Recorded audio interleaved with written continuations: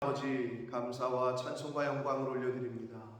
오늘도 복된 생명을 저희들에게 연장시켜 주시고 복된 새날을 허락해 주셔서 하루를 시작하며 하나님의 은혜의 보좌 앞으로 저희들의 발걸음을 옮겨 주셔서 하나님께 찬송드리며 기도하며 말씀을 전하고 또 듣는 예배하는 자리에 저희를 불러주시니 인도해 주시니 이끌어 주시니 아버지가 감사합니다. 아멘. 아버지 하나님, 오늘 하나님께서 저희들을 이곳 아버지의 집으로 은혜의 보좌 앞으로 나오게 해주셨으니 오늘 하나님의 말씀을 들을 때에 마음 문을 열고 귀를 열어 하나님의 말씀을 천래의 음성으로 하나님께서 주시는 음성으로 교훈하시는 말씀으로 듣게 하여 주옵소서. 아멘. 성령 하나님, 전하는 종의 입술을 주장해 주시고 듣는 모든 저희들 마음과 귀를 주장하여 주옵소서. 아멘. 예수 그리스도 이름으로 축복하며 기도 올리옵나이다. 아멘. 아멘. 인생의 모든 답이 성경에 있음을 요즘 야고보서의 말씀을 저희가 묵상하면서 깨닫게 됩니다. 거의 모든 상황과 모든 이유와 모든 답이 성경에 있음을 특별히 요즘 야고보서를 묵상하며 느끼게 되는데, 오늘 말씀도 왜 우리가 기도해도 응답이 안 되는지, 왜 우리가 하나가 되지 못하는지, 그러니까 성경의 모든 인생에 답이 있어요. 성경을 그렇기 때문에 여러분 길이 있는 걸 아는데, 답이 있는 걸 아는데 안 본다면 어떡하겠어요? 성경의 모든 인생이 우리가 궁금해하는 모든 것에 답이, 인생의 답이 성경에 있습니다. 그래서 여러분 하나님의 말씀을 듣고 읽고 묵상할 때 그때 그날 주시는 그 교훈을 마음에 잘 새기시고 또 그날 되새김질하시고, 그런 의미에서 우리가 다시 정리해서 다시 써보고 하는 거 아니에요? 그걸 하는 것과 안 하는 것은 천지 차이입니다.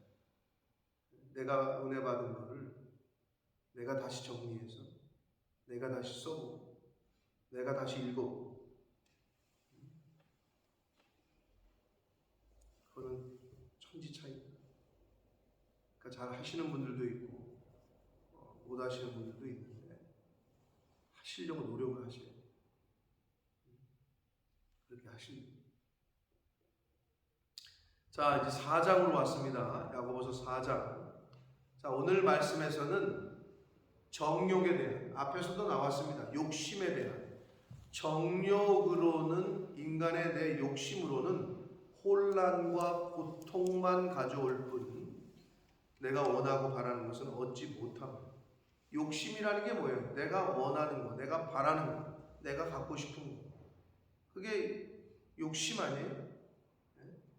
근데 내 인간적인 욕심, 정욕으로는 얻지를 못해요. 오히려 혼란과 고통만 가져올 뿐이라는 것을 오늘 말씀을 통해서 교훈하십니다.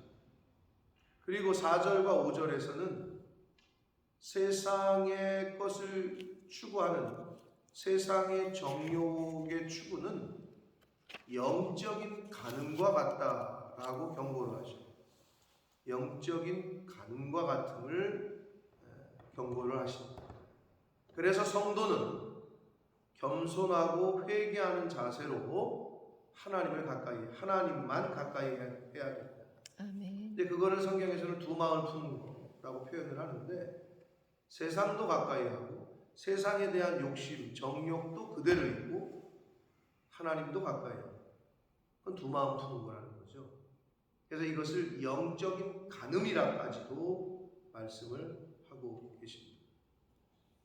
자, 그리고 성도는 하나님 앞에서 상호 서로 간에 비방하거나 판단해서는 안 됨을 이제 11절, 12절에 두 구절에서 말씀을 하십니다. 자, 이러한 주제들이 오늘 우리가 봐야 될 1절부터 12절까지의 말씀인데, 자, 한 절씩 보시면서 본문 속에서 주시는 그러한 말씀을 함께 듣고 받도록 하겠습니다. 4장 1절입니다. 너희 중에 싸움이 어디로부터, 다툼이 어디로부터 나느냐라고 묻습니다. 근데 여기서 너희가 누굴까요? 야고보서의 수신자가 누구라 그랬어요? 네, 야고보 교회 이럴 줄 알았더니, 네, 야고보서의 수신자는 흩어진 이스라엘 12지파. 그럼 이게 오늘날로 말하면 한마디로 성도들, 교회 다니는 사람들, 교회 안에 지체들을 의미하는 거예요. 그러니까 그게 너희 중에, 즉 교회 공동체 중에서라고 보시면 돼요. 교회 지체들 중에서 싸움이 어디로부터 나며 다툼이 어디로부터 나느냐, 이 질문을 왜 할까요? 싸움과 다툼이 있었다는 거죠. 당연히 오늘날 교회만 그런 게 아니구나 라는 걸 또 느낄 수 있을 텐데, 그 당시에도 있었다는 거예요. 다툼과 싸움. 같은 교회를 다니고 신앙생활을 같이 하는데 다툼과 싸움이 생겨요. 왜 나느냐, 왜 생기느냐라고 묻습니다. 그러면서 답을 주는데, 너희 지체 중에서 싸우는 정욕으로부터 나는 것이 아니냐. 그 이유를 우리 속에 있는 욕심, 내 속에 있는 그 정욕 때문이다 라고 말씀을 하고 있습니다. 근데 여기서 좀 재미난 게 있는데, 이 싸움이라고, 정욕이라고 한글 성경에서 번역을 했는데요, 이게 헬라어로는 헤도논이라는 단어인데, 이게 원래 의미가 기쁨이라는 단어예요. 기쁨. 정욕이라고 번역한 그 단어가. 근데 이 기쁨이 어떻게 바뀌느냐, 원래 의미는 그렇거든요. 근데 이게 어떻게 쓰이느냐, 혹시 히도니즘이라는 단어 아시는 분 있어요? 영어에? 히도니즘. 니즘이니까 무슨 주의겠죠? 히도. H-E-D-O. 그 다음에 니즘. 히도. H-E-D-O. 잘 안 쓰는 단어죠. 히도니즘. 근데 그게 향락주의, 쾌락주의를 뜻하는 단어. 그게 여기서 왔어요. 헤도논, 헤도, 히도. 여기서 온 단어야. 그 영어 단어가. 그럼 쾌락주의, 향락주의가 어디서 왔느냐? 우리 정욕에서 오는 거죠. 그죠? 내 욕심에서 오는 거지. 자꾸 세상 것에 대한 기쁨, 세상으로 얻는 기쁨, 세상으로 얻는 향락, 그게 헤도논이라는 단어예요. 근데 그거를 정욕이라고 번역했다는 거예요. 그러니까 세상 것으로부터 자꾸 얻으려고 하는, 추구하는 향락, 쾌락, 히도니즘, 그게 정욕이라는 거예요. 그것 때문에 뭐가 온다고요? 싸움이 오고 다툼이 온다고. 근데 반대로 하나님 나라에 관한 추구, 거룩한 욕심은 반대야. 하나님 나라, 영적인 것을 자꾸 추구하잖아요. 그러면 싸움이 아니라 화합이 일어나. 그리고 나눔이 아니라 일치가 일어나. 그런데 세상 것을 자꾸 추구하고 세상 것에 욕심을 내면 뭐가 일어나? 다툼이 일어나. 그리고 자꾸 싸워. 그게 누가? 내 속에서. 그거를 야고보 사도가 초대교회에 흩어져 있던 크리스천들에게, 한마디로 믿음이 있는 사람들에게 교훈을 하시는데, 오늘 이 아침에 성령 하나님께서 저와 여러분에게 주시는 말씀인 줄 믿습니다. 그러므로 우리는 이 세상 것으로부터 얻으려고 하는 기쁨과 그 향락, 쾌락주의, 이것을 멀리해야 되고 버려야 돼요.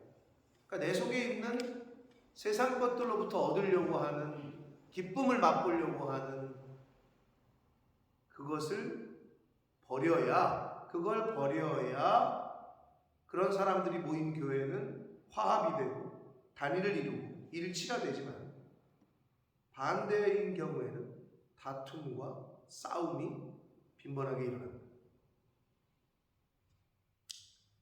그러면서 2절 너무나도 잘 알고 계신 말씀일 텐데 너희는 욕심을 내어도 얻지 못하며 살인하며 시기하여도 능히 취하지 못함으로 다투고 싸운다. 이렇게 말씀합니다. 욕심을 내는데도 얻지도 못해. 근데 살인하며 시기하며, 근데 여기서 살인하며라고 번역한 요 의미는요, 진짜 사람을 뭐 죽이는 거 그게 아니고 예수님께서도 말씀하신 대로 형제를 미워하고 형제에게 욕을 하고 증오하고 하는 거는 살인하는 것과 같다라고 마태복음 5장 21절에서 22절에서 예수님이 말씀하셨는데, 그런 의미에서 형제를 미워하고 시기해도 능히 얻지 못하고 취하지 못한다. 오히려 다툼만 있고 싸움만 있을 뿐이다 라고 말씀하고 있는 거예요. 그러니까 진짜 뭐 사람을 죽여도 얻지 못한다 이런 의미가 아니라 그 예수님의 그 교훈처럼 형제를 자꾸 미워하고 증오하고 시기 질투하고 그렇게 해도 내가 얻는 것이 없다. 오히려 다투고 싸울 뿐이다 라고 말씀합니다. 그러면서 여러분 잘 알고 계시는 말씀이 계속 이어지는데 너희가 얻지 못함은 구하지 아니하기 때문이에요 라고 했어요. 그리고 구해도 받지 못하는 것은 정욕으로 쓰려고 잘못 구한다. 근데 얻지 못함은 구하지 아니하기 때문이다. 마태복음 7장 7절에 예수님 뭐라고 그러셨죠? 구하라 주실 것이요, 이런 찬양이 있잖아요. 구하라, 두드려라, 찾으라, 이 말씀이 마태복음 7장 7절인데, 자 여기서 구하라고 번역한 요 단어는 본래는 어떤 원문을 직역하면 하나님께 기도하다라는 뜻의 단어예요. 그러니까 결국은 너희가 하나님께 기도해도 라는 뜻이에요. 너희가 하나님께 기도해도, 그리고 하나님께 기도함으로 구해도 구하지 아니하기 때문에, 즉 하나님께 구하지 않고 다른 데서 그걸 찾으려고 하기 때문에 얻지 못한다는 거고, 그리고 하나님께 기도하고 구하는데 왜 얻지 못하지? 왜 응답이 안 되지? 그 이유는 정욕으로 쓰려고 잘못 구하기 때문이다 라고 이유를 말씀해 주시고 있습니다. 그러니까 우리의 나의 모든 생명과 모든 것을 허락하시고 주시는 그분이 하나님이시고, 일용할 양식뿐만 아니라 우리의 오늘의 생명과 그 모든 것을 주시는 분이, 모든 것이 주께로부터 왔는데 그걸 주시는 분이 하나님인 줄 알고 하나님께 구해야 되는데 자꾸 딴 데서 찾는다는 거죠. 세상에서 찾는다는 거예요. 그러면 얻지 못한다는 거예요. 그런데 나는 분명히 하나님께 기도했는데 왜 응답이 안 되지? 라고 하는 분들이 있을 수 있어요. 그런데 기도해도 얻지 못하는 이유는 정욕으로 쓰려고 잘못 구했다 라고 말씀하시는데, 정욕으로 쓰려고 요렇게 번역한 원문의 1차적 의미는 너희의 타락한 욕망 안에서, 이런 뜻이에요. 근데 이걸 약간 의역한 거예요. 너희의 그 타락한 욕망 안에서 쓰려고 구했기 때문이다 라는 뜻이고, 잘못 구하기 때문이다 라고 했는데, 이 잘못이라고 번역한 말은 직접적으로 원문에 맞게 번역을 하면 악한 동기로 라는 뜻이에요. 그러니까 선한 동기가 아니라 악한 동기로 구했기 때문에 하나님께서 주시지 않는 거다 라고 말씀하고 있습니다.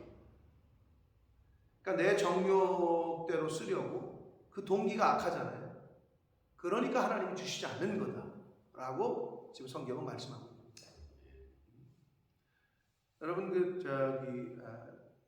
뭐 저도 만나본 적 없는 신학자이긴 한데 미턴이라는 그 신학자가 제가 여러분에게 늘 말씀드린 대로 말하는 것과 비슷하게 기도의 정의를 내렸다. 기도는 뭐라고요? 내가 원하는 것을 하나님께 달라고 하는 그런 수단과 방법이 아니라 기도는 하나님과 대화하는 거잖아요. 하나님 아버지의 마음과 나의 마음, 하나님의 뜻과 내 뜻을 자꾸 맞춰가는 거예요. 기도함으로써, 말씀 안에서. 그래서 하나님 아버지의 뜻과 마음에 내 뜻과 마음을 바꿔가고 변해가서 맞춰가는 거. 그래서 하나님 아버지의 마음이 내 마음이 되고 하나님 아버지의 뜻이 내 뜻이 되게끔 하는 방편이 기도다라고 말씀을 드렸는데, 이 미튼이라는 신학자가 뭐라고 그랬냐면 기도의 본질은 비슷한 말을 했어요. 우리가 원하는 것을 하나님께로부터 얻어내는 것이 아니라 하나님에 의해, 말씀에 의해 우리가 변화되어 하나님께서 원하시는 것을 우리도 원하게 되는 방편이다 라고 말을 했어. 비슷한 말이에요. 똑같은 말이에요. 그게 기도라는 거예요. 그러니까 하나님 아버지의 마음과 아버지의 뜻을, 부모님하고 대화를 왜 해요? 아버지가 어떤 마음을 갖고 계십니까? 어머니가 어떤 마음을 갖고 계십니까? 네? 부모님하고 대화하는데 계속 아빠 왜 차 안 사줘요? 나 집 사야 되는데 돈 안 보내줘요? 땅 좀 팔아줘요? 계속 이 얘기만 해야 된다. 여러분의 자식들이 여러분한테 그런다. 집 팔아가지고 빨리 사업자금 대달라고 계속 그런다. 비트코인 사야 되는데 왜 돈 안 주냐고 막 그런다. 그럼 팔아가지고 비트코인 사라고 돈 줄 거예요? 아니잖아요. 근데 우리는 어떻게 해요? 아버지의 뜻과 아버지의 마음은 아랑곳하지 않고 내가 원하고 바라는 것을 얻어내는 수단으로 기도를 하고 있진 않은가. 우리 새벽 성도님들은 안 그러시겠지만, 근데 뭐 초신자는 또 이해는 돼요. 그죠? 제가 늘 비유를 드리는 것처럼 5살짜리 애가 길 가다가 쇼윈도에 있는 장난감을 사달라고, 먹을 걸 사달라고 한다고 줘박지 않아요. 애니까, 아직 어리니까 이해를 하잖아요. 신앙적으로도 비슷해. 이제 나온 초신자가 하나님께 기도하는 거, 아이가 엄마한테 뭐 저거 사다 사줘요 그러면 돈이 없어도, 또는 좀 힘들어도 부모가 사주는 게 기쁨이 있잖아요. 비슷해. 자, 그런데 10년, 20년, 30년, 40년, 50년 대를 이어서 신앙생활을 한다고 하는데 어린아이 5살짜리 아이와 똑같은 영적인 나이로, 그거는 비정상이라니까. 나이가 이만해지고 왜 등치는 커졌는데 지능이 어린 사람들 있잖아요. 그런 사람들 있죠. 장애 중에. 그럼 어떻게, 얼마나 마음이 아파요. 목사가 볼 때도 똑같아. 아니 저분은 권사가 되고 장로가 되고 대를 이어서 집사가 되고 대를 이어서 몇 대째 신앙생활을 하는데 이 수준이 여기야. 얼마나 마음이 힘들겠어요. 그러니까 계속 권면하는 거예요. 그러니까 계속 얘기를 해주는 거예요.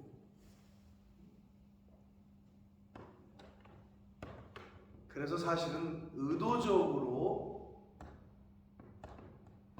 이렇게 고치라고 하는 건데, 우리 뭐 남목사님들 교회도 그렇게 하시는데, 그래서 달라는 얘기를 안 해. 아예 하나님 주시옵소서, 이걸 아예 빼라고 교육을 시켰어. 아예 그냥 감사만. 그러면 그러니까 언어를 바꾸는 거지. 언어는 그 사람의 생각이거든요. 말은 그 사람의 생각이에요. 여기 있는 게 또 속에 있는 게 이렇게 나오는 거거든요. 그래서 언어를 바꾸는 게 굉장히 중요하다. 신앙생활의 첫째는, 그래서 예수 안 믿던 사람이 예수를 믿게 되면 첫 번째 변화가 말이 바뀌어요. 말투도 바뀌고. 또 바뀌는 게 있죠. 눈빛도 바뀌고 얼굴빛도 바뀌고 그 다음에 전체적인 행위, 행동, 나아가서 인격과 성품이 바뀌어요. 아니 그런데 왜 몇 대째 신앙생활을 하는데 그 승질, 그 혈기가 그대로 있냐? 왜 그대로 있어? 종교생활을 하니까 그렇지, 신앙생활이 아니라 믿음 생활이 아니라 그냥 종교인이지. 4월 초파일 되면 불교요, 나 종교란에 불교 쓰는 사람들 물어보면 절에 매주 가세요? 아니 뭐 그냥 한 달에 한 번 가든지 뭐 힘들 때 찾아가든지 아니면 4월 초파일에나 가든지. 이게 종교인 아니야? 근데 기독교인들 중에도 종교 생활하는 사람들이 있는 거지. 나는 안 고치고 비나이다 천지신명께 비나이다 하는 마음으로 그냥 교회 나가면 자식들 잘 된다 그러고 사업 잘 된다 그러고. 물론 그렇게라도 시작을 처음에 그렇게 시작하는 경우가 있어요. 새신자들이, 초신자들이, 불신자들이. 그런데 이쯤 되는 새벽 성도들은 그것에서 벗어나야 됩니다. 자, 구해도 왜 얻지 못한고요? 왜 얻지 못한다고요? 내 정욕대로 그리고 악한 동기에서 하나님의 뜻이 아닌 내 뜻대로 구하기 때문에 얻지 못한다 라고 말씀해 주시고 있습니다. 그러면서 4절에 와서는 좀 더 강하게 표현을 하셔요. 가늠한 여인들아. 아니 갑자기 왜 생뚱맞게 아까 4장 1절에 시작할 때 어떻게 해? 뭐라고 시작했어요? 너희 중에 라고 시작했잖아요. 그러니까 여자한테 얘기하는 게 아닌데 갑자기 여자가 가늠한 여자를 얘기를 했는데 당연히 비유겠죠. 즉 하나님과 함께 세상 것을 추구하고 있는 당시에 흩어진 12지파, 즉 신앙생활을 하고 있는 사람들을 이렇게 부르고 있는 거예요. 비유하고 있는 거예요. 이 가늠한 여자. 그럼 뭐가 가늠이냐는 거죠? 영적인 가늠을 지금 교훈하시는데 세상과 벗된 것이 하나님과 원수됨을 알지 못하는 거예요. 자, 하나님을 믿는다라고 하면서 율법을 소유했다고 하는데 자꾸 세상과 벗어요. 나는 이 여자랑 결혼했는데 이 남자랑 결혼했는데 딴 여자랑 자꾸 사귀어. 이게 가늠이잖아요. 자, 그렇게까지 표현하시고 있는 거예요. 그런즉 누구든지 세상과 벗이 되고자 하는 자는 스스로 하나님과 원수가 되는 것이다. 하나님을 믿는 사람들이 세상 것을 추구하고 세상과 짝하는 것은 영적인 간음이라고 지금 경고하시고 있습니다. 5절을 보시면 너희는 하나님이 우리 속에 거하게 하신 성령이 시기하기까지 사모한다 하신 말씀을 헛된 줄로 생각합니다. 조금 말이 어색한 것 같지만 이 말은 뭐냐면 출애굽기 20장과 신명기 4장에 하나님은 뭐 하시는 하나님이다? 질투하시는 하나님이다 라고 하시는 말씀이 있어요. 그 말씀을 좀 야고보 사도가 자신의 말로 풀어서 쓴 거예요. 하나님이 우리 속에 거하게 하신 성령이 계시는데 질투하시는 성령, 질투하시는 하나님이라고 하셨는데 너희들 그거 알지 못하냐. 그러니까 왜 하나님이 아니라 다 세상에 자꾸 눈을 돌리느냐 라고 지금 말씀을 하시고 있습니다.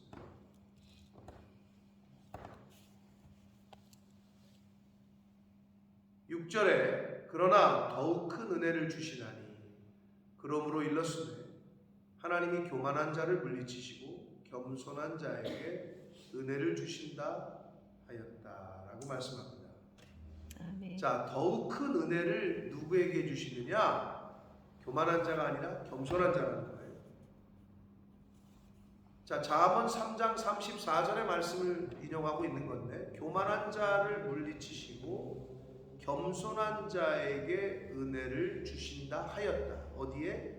구약에, 어디에? 잠언에. 그렇게 말씀하셨다는 거예요. 근데 이 겸손한 자에게 은혜를 주신다. 더욱 큰 은혜를 주신다라고 했는데 이 겸손이라고 번역을 했는데 요 헬라어 단어는요. 뭐 여러분 단어까지는 여러분이 뭐 다 신학생들도 모르는, 우리도 잘 모르는데 이제 우리는 연구하다 보니까 이제 나오긴 하는데 이 타페이노스라는 단어를 썼는데 이 단어가 겸손이라고 의역을 했는데 본래 의미는 지면에서 솟아오르지 않은 이런 뜻이에요. 땅에서 솟아오르지 않은, 한마디로 높지 않은, 낮은 이라는 뜻이에요. 그래서 자신의 악한 욕망과 정욕이 올라오지 않은 낮은 이란 뜻이죠. 억제하고, 그걸 억제하고 형제와의 화목을 추구하며 한 마음으로 하나님을 사랑하는 마음을 뜻하는 단어가 타페이노스야. 그런 단어야. 그거를 겸손이라는 말로 이제 번역을 한 거예요. 그러니까 마음이 높지 않은 사람을 말해요. 마음이 높은 사람은 형제와 연합하기가 어려워요. 마음이 낮아. 늘 겸손해. 늘 양보해. 자신을 낮추는 사람은 다른 사람과 화목하기가 쉬워요. 근데 자기가 높다고 하는 사람, 한마디로 교만한 사람하고는 함께하기가 쉽던가요? 쉽지 않아요. 어려워요. 함께하기가 어려워. 화합하기가 어렵다. 여러분 그렇잖아요. 자기 잘났다고 하면 어떻게? 저 사람 잘났대. 저 사람하고 친해지자 이래요? 자기 잘났다고 하는 사람, 조금 자랑하는 사람 보면 어때요? 아유, 혀를 차죠. 응? 맨날 지 잘났다고, 지 잘났냐 이러면서. 그게 일반적인 사람들의 생각 아니에요? 응? 벼는 어떻게 된다고? 요새 계속 벼 얘기가 나오는데 벼를 본 적이 있으시죠? 벼는 모내기를 안 해봤어도 네? 벼는 익을수록 어떻게 한다고? 고개를 숙인다. 그런 말 있잖아요. 네. 교만하지 말라는 말의 비유인데 더 많이 알아가면 알아갈수록 신앙생활을 더 오래 하면 오래 할수록 어떻게? 더 겸손해져야 된다. 라는 걸 의미하잖아요. 아멘. 근데 낮추지 않고 자기 자신을 높이고 교만하면 하나님도 마찬가지고 사람도 피해. 사람도 피한다고, 그런 사람은. 그래서 더욱 큰 은혜를 얻는 사람은 교만한 사람이 아니라, 교만한 자는 하나님이 물리치신대. 근데 하나님뿐만 아니라 사람도 물리칩니다. 물리친다기보다는 사람들이 떠나가요. 교만한 사람 곁에는 사람이 없어요. 겸손한 자에게 은혜를 주신다. 그 겸손에 대한 말씀을 언어적 의미로 이렇게 말씀을 드렸습니다. 그러니까 항상 자신을 낮추고 말 그대로 험불하게 하는 태도가 저와 여러분에게 있어야 할 줄 믿습니다. 그게 바로 하나님의 은혜를 받는 비결이다. 자, 7절. 그런즉 너희는 하나님께 복종할지어다 라고 말씀합니다. 복종할지어다. 복종이라고 번역한 말은 순종라고 번역할 수 있는데 하나님께 순종하래요. 그런즉 하고 6절을 받고 있어요. 순종하는 사람은 겸손한 자고요. 순종하지 않는 자는 교만한 자라는 거예요. 하나님의 말씀에 순종 안 하는데, 교회의 권위에 순종을 안 하는데 자기는 하나님을 믿는데. 늘 말씀드리지만 그건 맞지 않다고 했어요. 순종하는 자가 겸손한 자. 순종 안 하면 그건 교만이에요. 그래서 너희는 하나님께 복종할지어다 마귀를 대적하라 그리하면 너희를 피할 것이다 라고 말씀합니다. 자, 마귀를 대적하라 그랬어요. 근데 마귀를 뭘로 대적하죠? 보이지 않는 마귀를 예수님께서 보여주셨죠. 광야에서 시험 받으실 때 마귀를 뭘로 물리치시죠?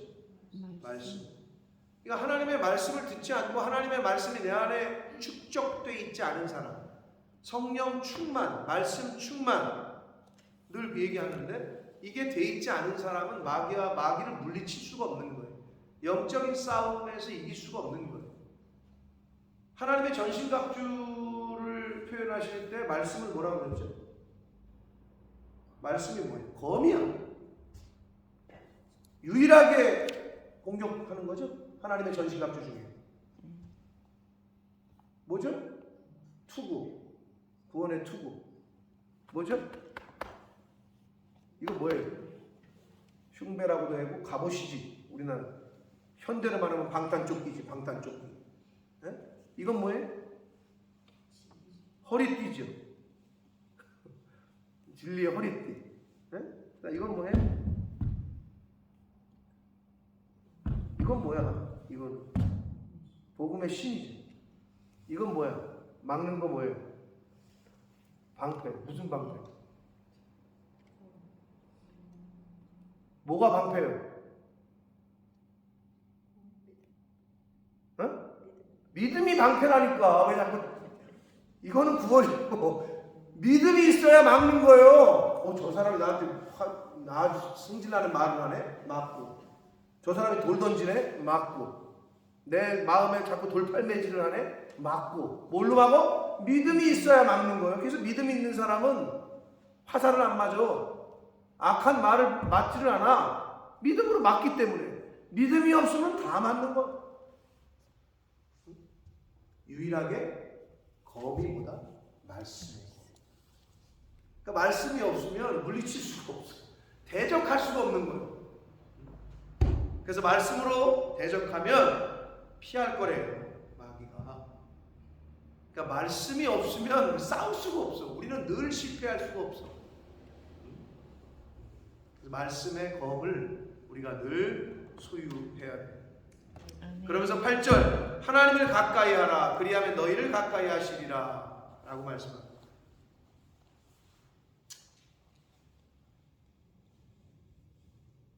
왜 하나님은 나에게서 먼 것 같고 왜 하나님은 나를 찾아오시지 않는 것 같고 여러분 자신을 살피셔서 과연 나는 하나님께 얼마나 가까이 있나. 내 마음에 두 마음이 있지 않나. 내 마음에 딴 마음이 있지 않나. 이거를 먼저 살피시는 저와 여러분에게 원합니다. 아멘. 그래서 하나님을 가까이 하면 하나님이 우리를 가까이 해주신다라고 하는데 더불어 죄인들아 두 마음을 품은 자들아 가늠한 여인들아. 요게 누구를 향한 표현이라고요? 오늘날 예수 믿는 사람, 교회 다니는 사람, 당시의 12지파들 하나님의 은혜를 입고 출애굽의 그 기적과 같은 은혜를 입고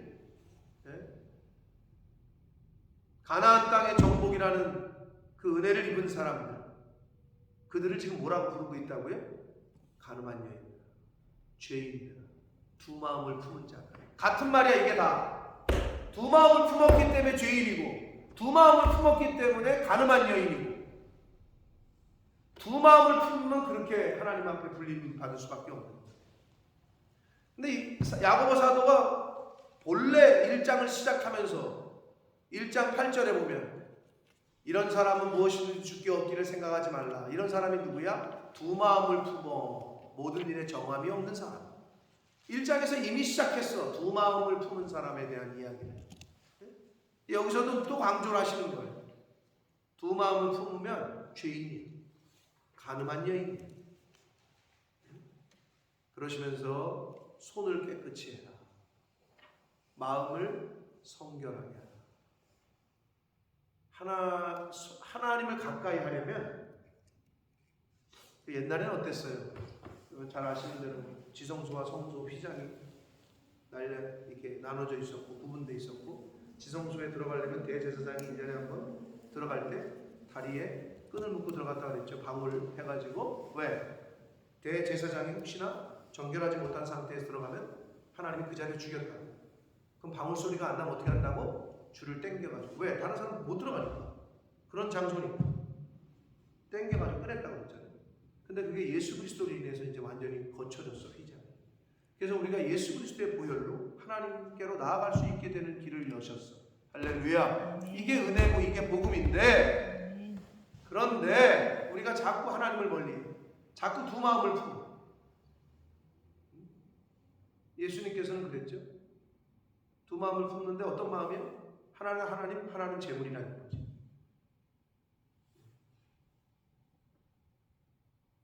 하나는 하나님, 하나는 세상.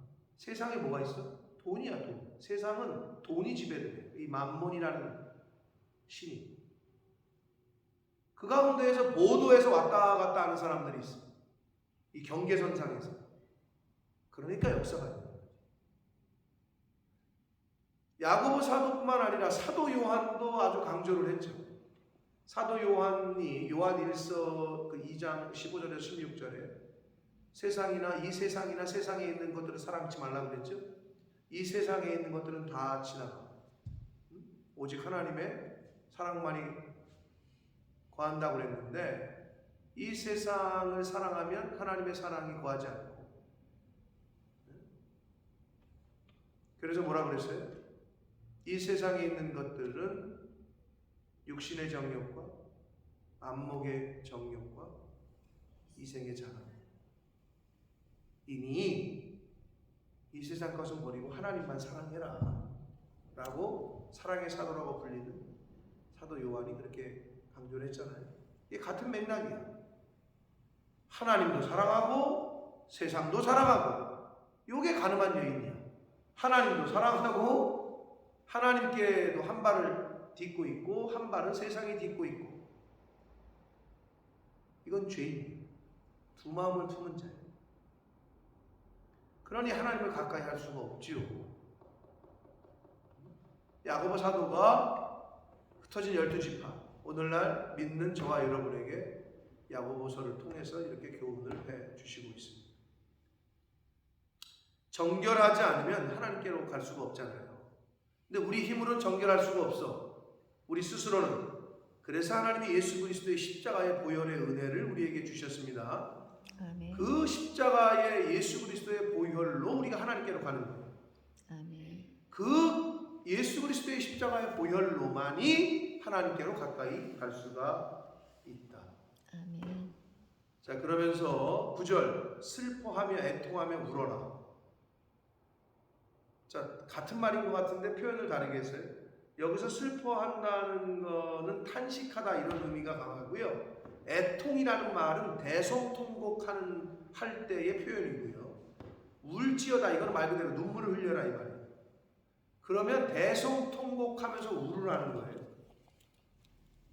그러면서 너희 웃음을 애통으로 바꾸래.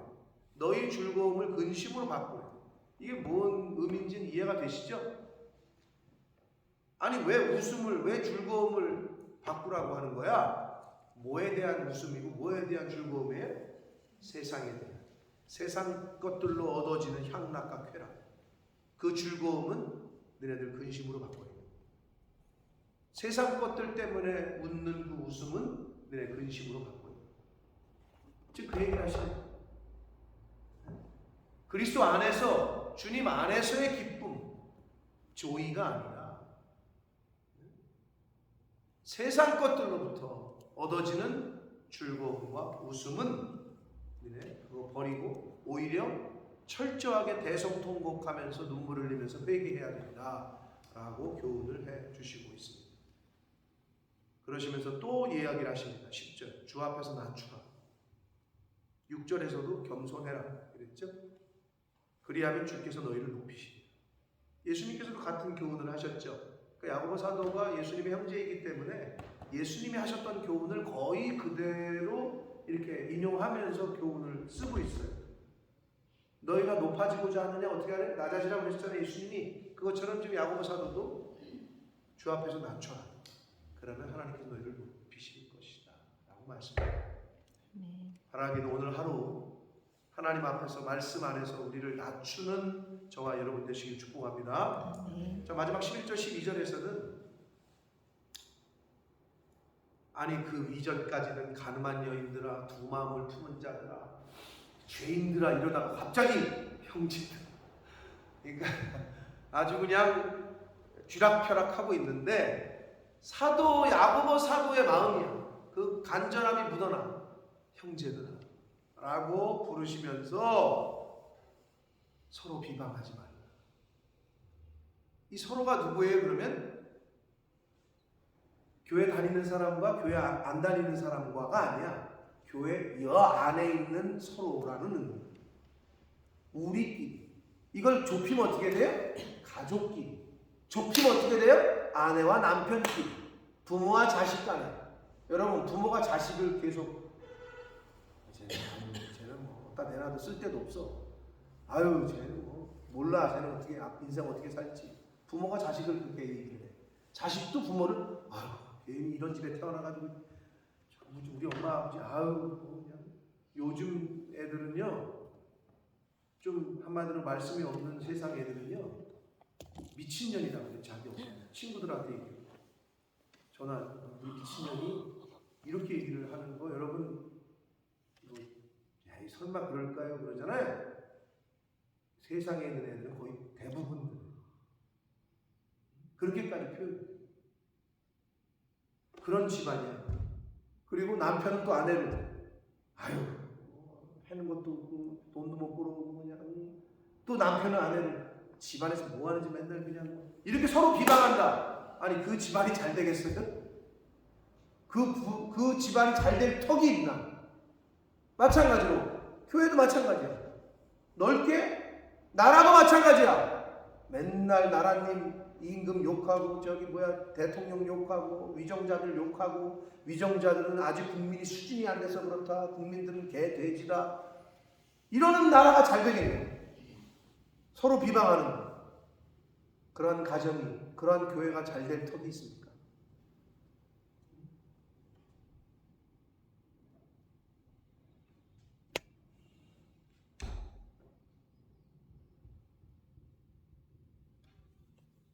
이번에 여행을 제 아내가 아니라 여러분이 좀 같이 갔어야 되는데 제 아내가 여행하면서 여러 가지를 충격 아닌 충격을 받더라고요. 그러니까 우리 남목사님네 교회 성도들이 목사님과 사모님을 여행하면서 이렇게 대하는 걸 보면서 여러 가지 느껴지는 게 많아요.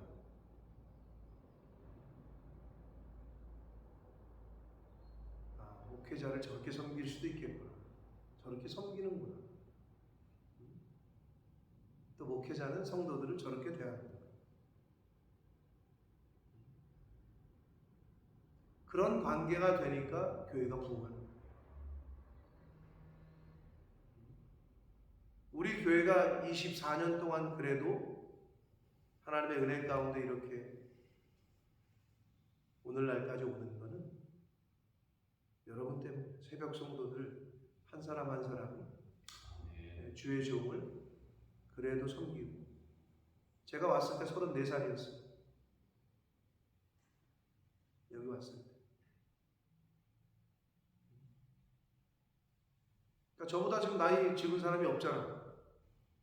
동갑은 있네. 다 많으시잖아. 그런데 과연 그 나이 어린 세상적인 기준으로 보면 그렇죠. 여러분이 그렇게 하셔야 여러분이 복을 받습니다. 아멘. 제가 잘나서가 아니에요. 그게 하나님이 세우신 질서예요.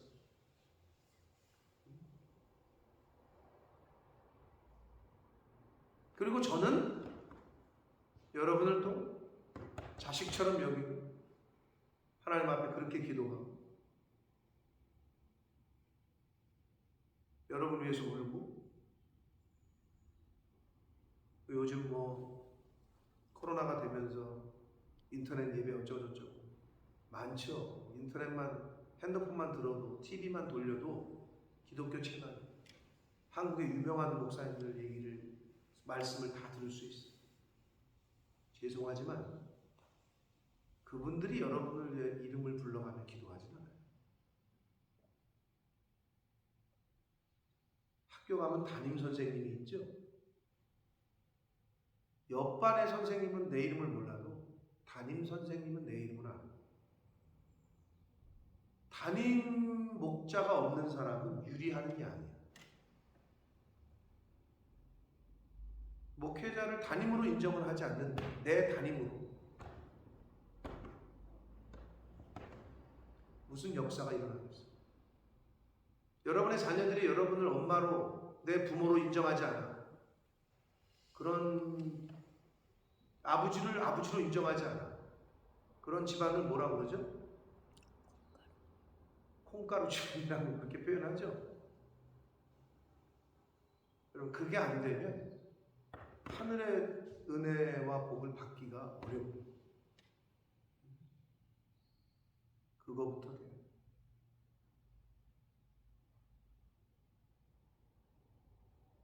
서로 비방하는 교회와 가정과 나라는 절대 세워질 수 없습니다. 형제를 비방하는 자나 형제를 판단하는 자는 곧 율법을 비방하고 율법을 판단하는 것이다. 내가 만일 율법을 판단하면 율법의 준행, 율법을 지키는 사람이 아니요 재판관이다. 근데 재판관은 죄송하지만 하나님 한 분이에요. 그런데 내가 재판관의 위치에 쓴다는 것은 내가 하나님 되겠다는 거예요. 그러니까 이거 얼마나 무서운 말씀이에요. 감히 피조물이 피조물을 판단해. 피조물이 피조물을 어쩌고 저쩌고 얘기를 해. 그럴 수 있는 피조물은 아무도 없는 거예요. 근데 왜 저 사람이 왜 저러네? 저 집사가 왜 저러네? 그런 생각은, 그런 말은 입 밖에도 내지 마. 그럼 재판관이라니까. 그러면 하나님 되겠다는 거라니까. 그건. 저와 여러분은 절대 그거를 우리 교회에서 없어지도록 여러분이 중심이 돼서 그런 운동을 좀 벌이셔야 돼요. 아멘. 모이셔도 그 집사 또 왜 안 왔대? 왜 저런데? 왜 저래 저 사람? 이런 얘기를 누가 꺼내면 그런 얘기 하지 말자. 그냥 딴 얘기 하자. 기도해 주자. 이렇게 해야지 서로 그냥 테이블에 올려놓고 그냥, 그걸 세상 사람들은 가십이라고 그러잖아요. 우리부터 그걸 고쳐요. 그렇게 되는 저와 여러분 되기 축복합니다. 아멘. 또 저를 올려놓고 얼마나 또 얘기를 할 거야. 바깥에 있는 사람들도 얘기하는 것보다 우리 교회에 있는 사람들이 얘기하는 사람들이 더 많을 거야. 그런 일이 있으면 그게 세워지겠냐고. 그런 교회가, 그런 가정이 세워지겠냐고. 입법자와 재판관은 오직 한 분이시니 능히 구원하시기도 하시며 멸하기도 하시느니 너는 누구이기에 이웃을 판단하느냐? 너는 누구이기에 이웃을 판단하느냐? 이 말씀이 오늘 하나님께서, 성령께서 저와 여러분에게 주시는 경고의 말씀으로 듣게 되는 저와 여러분 되시기를 축복합니다. 아멘. 절대 다른 사람에 대해서 아예 입 밖에도 내지 않고, 다른 사람이 얘기하면 못하게 막으시고 듣지 마셔야 해요. 그런 저와 여러분 되시길 축복합니다. 아멘. 그것에서부터 시작됩니다. 야고보서의 말씀이 믿음 생활하는 사람들의 실생활에 대해서 다 이렇게 하나하나 짚어주시고 있어요. 그러니까 얼마나 귀한 말씀인지 모르겠어요. 오늘 하루 우리에게 주신 이 말씀들을 잘 되새김질하셔서 이제 좀 고쳐가는, 이제 좀 옛사람의 요소를 뿌리 뽑는, 변화되는. 우리 엄마는 교회 30년 다녀도 하나 변화되는 거 없다. 자식들한테 그런 소리를 들으면 전도하기 어렵죠. 내 아내는 뭐 교회를 다니면 뭐해? 새벽 예배 나가면 더 승질을 내? 갔다 와서 피곤해가지고 더 짜증을 내? 아니 뭐가 그럼 본이 되겠어? 새벽 예배 갔다 오더니 집안일을 하긴커녕 맨날 자빠져 자. 뭐가 본이 되겠어? 그렇죠? 하나님이 주시는 그 마음으로 가정에서, 교회에서, 그리고 세상에서 정말 본이 되고 우리의 말과 행동으로 하나님의 말씀이, 복음이 자연스럽게 흘러가게 돼요. 저와 여러분의 말과 행동이, 삶이 전도의 삶, 증인의 삶 그 자체가 되는 삶을 사시기를 예수 그리스도 이름으로 축복합니다. 아멘. 살아계신 하나님 아버지,